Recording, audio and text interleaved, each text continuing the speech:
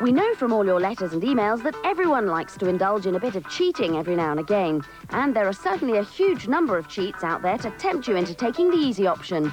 These days, they're a regular part of a game's development.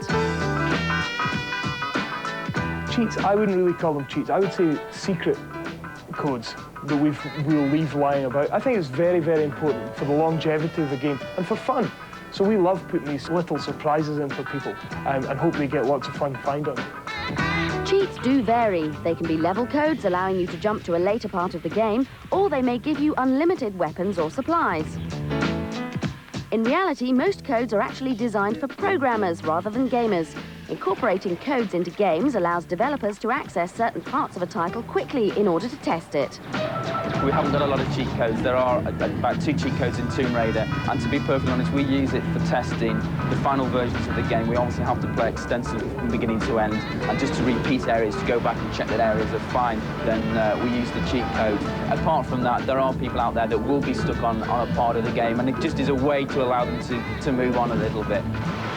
Software companies realised that these secret codes could be used and even welcomed by game players, and they made them more easily accessible.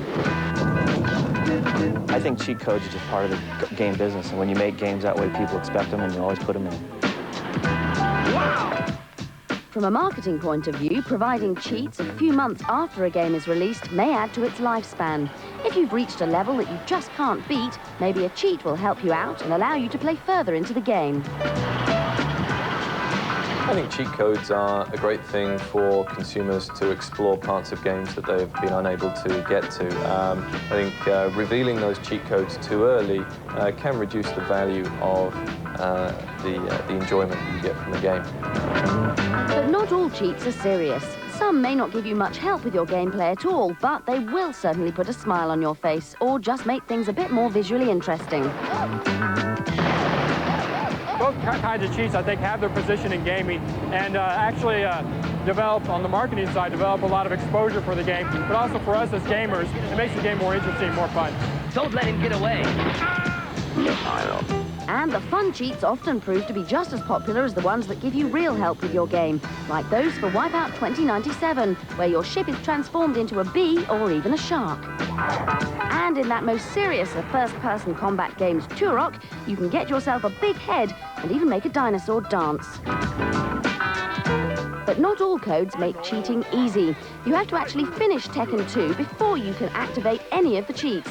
Then you're rewarded with additional gameplay elements like new characters and different ways to play. In the old days, if you wanted to be a cheat, you also had to be a hacker, able to break into and change programming codes. Now there's an easier way to do it. Just surf the net and find downloadable patches where somebody else has done all the work for you. But with many cheats now so widely available on internet pages and in magazines, software companies have less control over when codes are released. These days, we may discover cheats for a game before it's even reached the shops. Although this can be a problem for some types of game, it isn't always the case. Anytime you have a skill game, it's okay to have a cheat. Anytime you have a story game, it's a bad idea to cheat because you'll miss what led you to the story.